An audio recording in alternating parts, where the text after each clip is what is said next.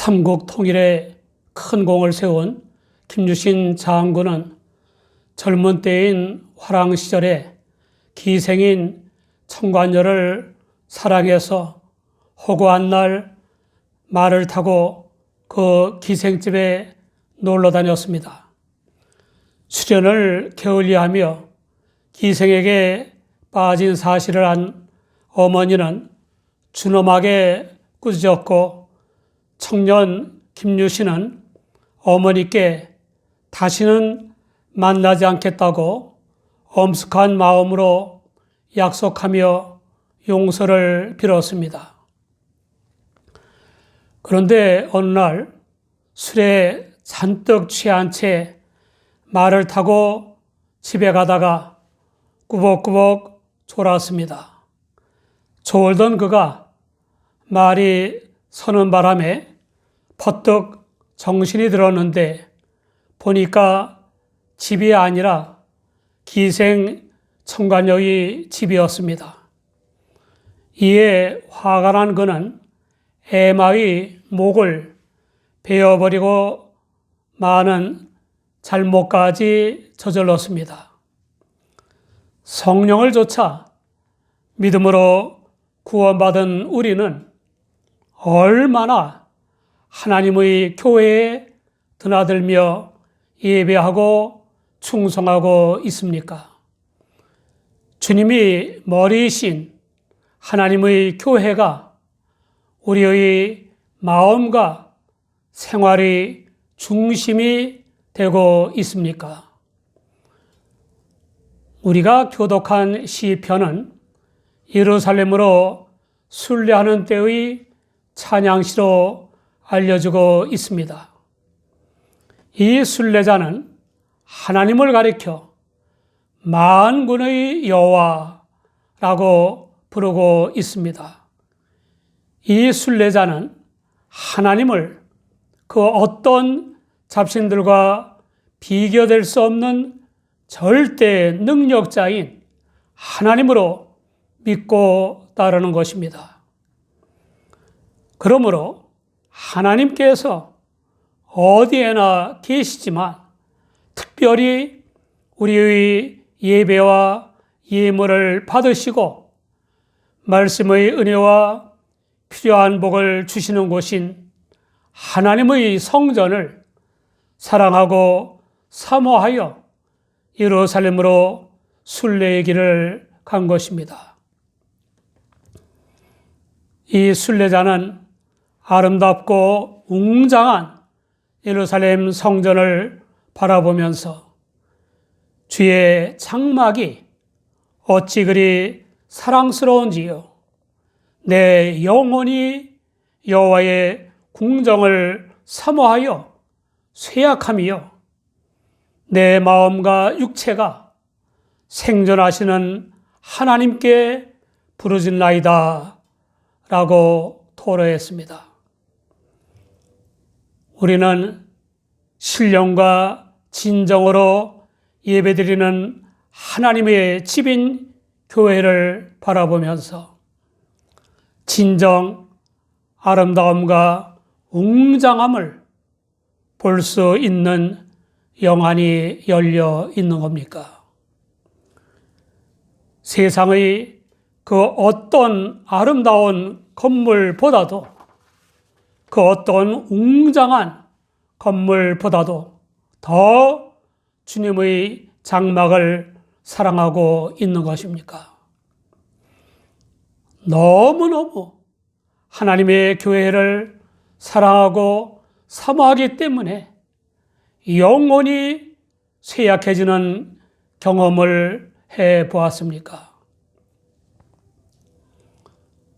사람들의 손에 의해 만들어진 생명 없는 우상등과 달리 살아 역사하시는 하나님을 만나는 기쁨과 즐거움의 환성을 질러본 적이 있습니까?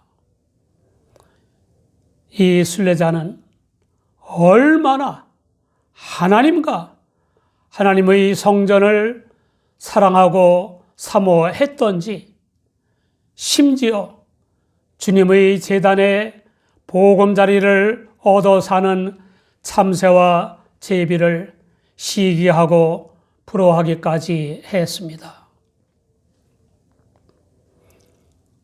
다니엘이 바벨론의 포로로 끌려가 갖은 고생 끝에 바벨론의 총리가 되어 정치할 때에 벌어진 일입니다.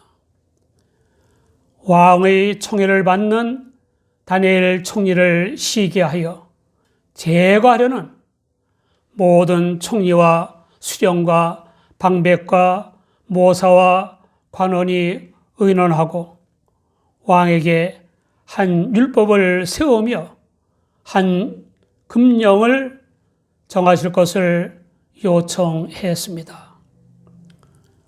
왕이요,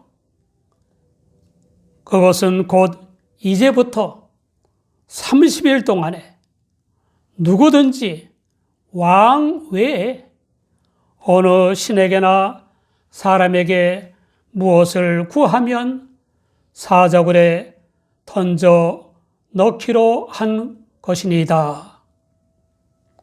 그런즉 왕이요, 원컨대 금령을 세우시고 그 조서에 어인을 찍어서 메대와 바사의 변개치 아니하는 규례를 따라 그것을 다시 고치지 못하게 하옵소서. 다니엘 6장 7절 이하입니다. 다리오 왕은 조서에 어인을 찍어 금령을 내렸습니다. 누구보다도 이 법령을 잘 아는 다니엘 총리가 어떻게 한지 압니까? 다니엘 6장 10절을 보면 다니엘이 이 조서에 어인이 찍힌 것을 알고도 자기 집에 돌아가서는 그 방의 예루살렘으로 향하여 열린 창에서 전에 행하던 대로 하루 3번씩 무릎을 꿇고 기도하며 그 하나님께 감사하였더라 라고 했습니다. 평소에 하던 대로 예루살렘 성전을 향해 열린 창에서 매일 3번씩이나 무릎을 꿇고 기도하며 감사했다는 것입니다. 그렇다면 주님의 보혈의 은혜로 지옥으로 끄는 죄의 사함과 성결한 삶과 영생의 구원을 받은 우리는 주님이 머리이시고 우리가 몸의 지체인 하나님의 교회를 다니엘보다 더 사랑하고 사모하며 하나님께 감사해야 하지 않습니까? 오래전 일입니다. 형님이 목회하시던 시골교회에 문아목이라는 청년 교인이 있었습니다. 믿지 않는 집안에서 핍박을 받으면서도 얼마나 열심히 주님을 믿고 충성하고 봉사하는지 모릅니다. 언젠가 추수하느라 무척 바쁜 가을 어느 주일에 예배를 드리고 있을 때였습니다. 갑자기 교회 문이 열리더니 땀으로 목욕을 한 이 청년이 헐레벌떡거리며 들어와서 예배를 드렸습니다. 그리고 예배가 끝나기가 무섭게 불이 나게 달려나갔습니다. 나중에 알게 된 사연인즉슨 추수하느라고 온 식구가 동원되어 정신없이 일하고 있었다는 겁니다. 예배드리러 교회는 가야겠는데 영 기회가 나지를 않아서 애를 태우며 눈치를 보던 중에 드디어 기회를 잡았다는 겁니다. 새참을 먹는 시간이 되어 식구들과 이웃 사람들이 일을 쉬고 모일 때 소변 보러 가는 척 하면서 떨어지다가 시야에서 벗어나는 순간에 죽을 힘을 다해 뛰어왔다가 죽을 힘을 다해 뛰어갔다는 겁니다. 이런 믿음을 가진 사람에게는 자기 교회를 두고 남의 교회에 가서 예배 드리는 것이 영 탐탁하지 않은 것입니다. 정말 부득이한 경우야 어쩔 수 없겠지만 자기 학교의 자기 교실을 두고 남의 학교의 남의 교실에 출석한 것을 출석했다고 해야 할지 결석했다고 해야 할지 알쏭달쏭합니다.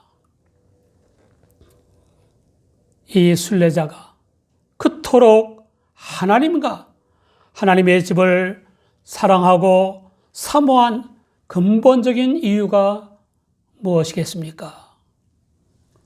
그것은 바로 하나님의 고귀한 선물인 성전 예배, 곧 교회 예배에 참석할 수 있다는 행복감 때문이었습니다. 우리 왕, 우리 하나님이라는 신앙 고백이 아닌 나의 왕, 나의 하나님이라는 신앙 고백을 하는 성도다운 모습이 아닙니까? 그는 시편 84장 10절에서 주의 궁정에서 한 날이 다른 곳에서 첫날보다 나은즉 악인의 장막의 거함보다 내 하나님 문지기로 있는 것이 좋사오니 라고 토로하기도 했습니다. 하나님의 집에서 정례적으로 드리는 예배는 그때 하나님과의 새로운 감격적 만남의 사건이 되어야 하고 말씀을 깨닫는 영적 희열이 충만해져야 하는 것입니다. 이런 믿음의 사람에게는 거짓말과 위선, 비리와 부정, 몰염치와 뻔뻔함, 추악과 음란, 편파와 불공정이 난무하는 곳이나 장막보다 하나님의 집의 문지기로 있는 것이 더 좋을 수밖에 없는 것입니다. 이 순례자는 하나님의 집에 거하며 일하는 사람들인 제사장들과 찬양대원들과 성전 문지기 등에 대한 부러움을 토로했습니다. 성전인 하나님의 집에서 하나님을 찬양하는 생활을 할 수 있으니 얼마나 복이 많으냐는 겁니다. 이 순례자는 주님께 힘을 얻고 마음에 시온의 대로가 있는 사람이 복이 있다고 했습니다. 주님께 힘을 얻어서 순례의 길에 나선 사람은 복을 받은 사람이라는 것입니다. 세상 권세자의 힘을 얻어도 복이라고들 하는데 만군의 여호와 하나님의 힘을 제대로만 얻는다면 정말 놀라운 복을 받은 것이 아닙니까? 하나님의 능력인 하나님의 복을 받은 사람들은 눈물 골짜기로 통행할 때에도 그곳을 많은 샘이 나오는 장소가 되게 할 수 있습니다. 게다가 여름의 열기가 지난 후에 열렬히 팔았던 이른비도 은택을 입혀준다는 것입니다. 결국 주님의 힘을 얻은 순례자들은 다 시온에서 하나님을 만나게 되는 것입니다. 눈물 골짜기를 바카 골짜기라고도 하는데 이 말은 메마르고 황량한 골짜기라는 뜻입니다. 주님께 힘을 얻는 성도들, 즉 하나님을 바로 믿고 주님 안에 사는 성도들에게는 메마른 광야가 변하여 샘터가 되는 것입니다. 약한 것이 변하여 강해지고 어리석음이 변하여 지혜가 되는 것입니다. 주님의 힘을 얻으면 불가능이 변하여 가능이 되고 교만이 변하여 겸손이 되고 강팍이 변하여 온유가 되고 미움이 변하여 사랑이 되는 것입니다. 오래전 어느 선교사가 중국에서 활동하다가 안식년이 되어 본국으로 돌아가게 되었습니다. 그때 마침 중국에는 유행병이 돌고 있었는데 중국의 의학이 발달하지 못해 수많은 사람들이 죽어가고 있었습니다.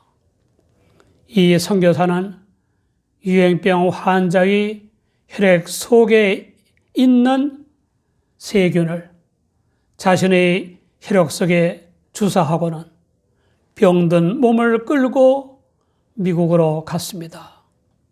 그는 미국에 있는 유명한 병원을 찾아가서 자기 혈액 속에 있는 세균을 연구하여 예방 주사약을 만들어 중국인들의 생명을 구해달라고 간청했습니다. 그 결과 그의 희생과 헌신으로 많은 중국 사람들의 생명을 구할 수 있었습니다.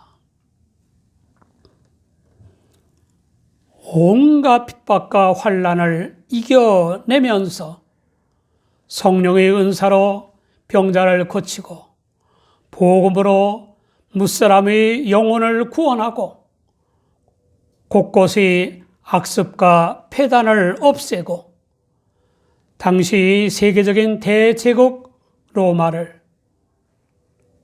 그리스도의 복음으로 정복했던 바울 사도의 고백입니다. 빌립보서 4장 13절을 보면 내게 능력 주시는 자 안에서 내가 모든 것을 할 수 있느니라 라고 했습니다. 피조물인 인생에 무엇보다도 중요한 것은 하나님의 힘을 얻는 것입니다. 베드로전서 4장 11절을 보면 만일 누가 말하려면 하나님의 말씀을 하는 것 같이 하고 누가 봉사하려면 하나님의 공급하시는 힘으로 하는 것 같이 하라라고 했습니다.